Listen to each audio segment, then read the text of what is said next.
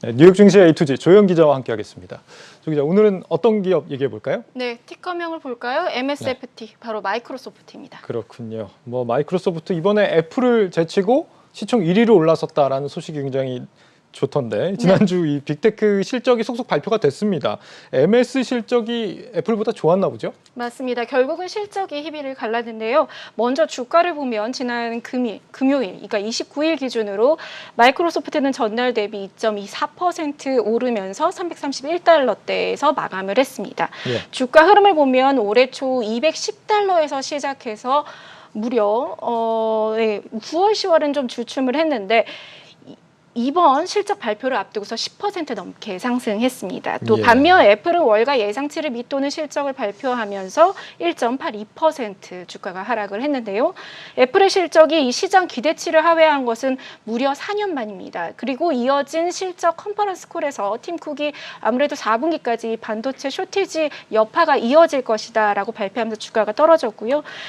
이날 MS의 시총이 2조 4,900억 달러를 기록했고 애플의 시총이 2조 4,700억 달러대로 떨어지면서 16개월 만에 시총 1위가 뒤바뀌었습니다. 그렇게 두 기업 사이에 큰 차이가 아니라서 시총 1위가 앞으로도 엎치락뒤치락 하지 않을까 이렇게 예상이 되긴 하는데 원래 애플이 이렇게 뜨기 전에는 사실 마이크로소프트가 독보적인 제왕자리가 맞습니다. 아니었습니까? 이번에 다시 1위를 탈환하게 된 사업은 어떤 이유 때문일까요? 그러니까 코로나 팬데믹의 특수를 누린 비즈니스로 꼽히는 클라우드였습니다. 클라우드. 네, 마이크로소프트의 클라우드 서비스 애저의 3분기 매출이 전년 동기 대비 50% 성장하면서 처음으로 200억 달러를 돌파했는데요. 그 외에도 윈도우나 오피스 365 그리고 또 게임 부분까지 전 부분이 10에서 20%의 상승세를 나타냈습니다. 클라우드 서비스는 저희가 이전에 아마존 웹 서비스, AWS가 아마존의 실적을 뒷받침하고 있다는 이야기를 전해드린 적이 있는데요.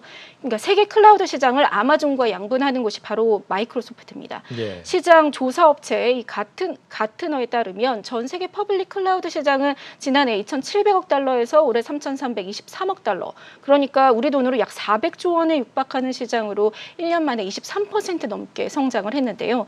현재 클라우드 시장 점유율을 보면 AWS가 31%, 그리고 애저가 22%, 구글이 추격하고 있지만 10% 안팎 수준에 그치고 있습니다.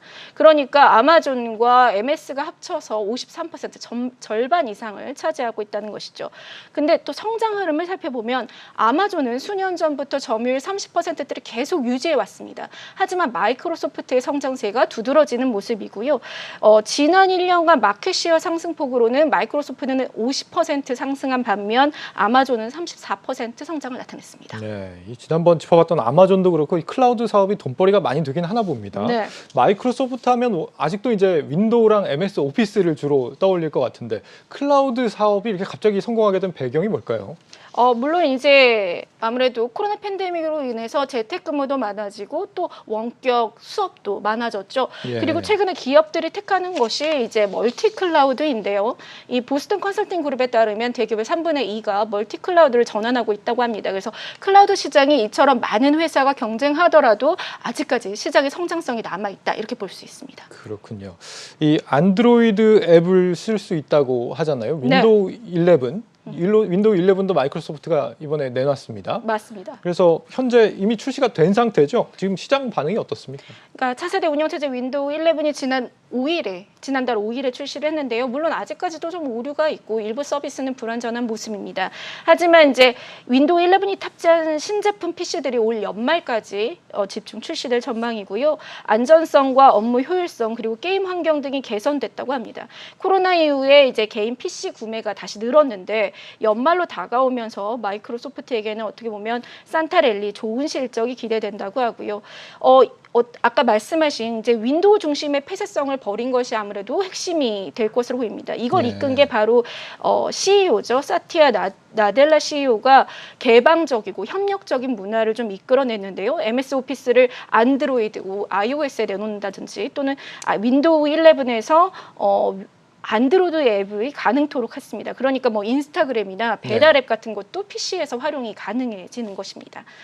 그리고 또 무엇보다 마이크로소프트 실적 측면에서 저희가 주목해봐야 하는 것은 구독 경제로의 전환입니다. 구독 경제요? 네, 그러니까 앞서 8월에 공개한 윈도우 365를 보면 이제 클라우드 기반의 구독형 OS이거든요. 그래서 기존의 OS들과 달리 연간 또는 월간 회비를 내는 형식입니다. 이 경우 자신이 가진, 그러니까 재택근무를 할 때 자신이 가진 윈도우 365 계정을 통해서 로그인만 하면 집에서도 회사의 PC를 그대로 활용할 수 있습니다. 그러니까 저장을 PC 디바이스 스토리지에다가 하는 것이 아니라 클라우드에 하는 개념이기 때문이죠. 그래서 이에 앞서서 마이크로소프트는 오피스도 구독형 서비스로 내놓았거든요. 그리고 이 같은 구독형 서비스가 내년 그리고 앞으로도 마이크로소프트의 실적을 견인할 것이라는 전망입니다. 그렇다면 월가 어떻게 이 마이크로소프트 목표가를 전망하고 있습니까? 3분기 실적 발표 이후에 나온 보고서만 무려 9개입니다. 애플은 1개밖에 나온 게 없거든요. 그리고 네. 그것도 중립을 유지했는데요. 그것과 비교해보면 참 많은 보고서가 나왔습니다. 9개사 모두 매수 또는 아웃퍼폼, 그러니까 승률 상회하거나 비중을 확대하라고 제시하고 있고요. 예. 주가도 목표가도 380에서 최고 $400까지 제시하고 있습니다. 현재 주가 대비 최대 20% 상승폭을 남아있다라고 이야기하는 셈입니다. 네, 여기까지 듣겠습니다. 조영 기자와 함께했습니다. 잘 들었습니다.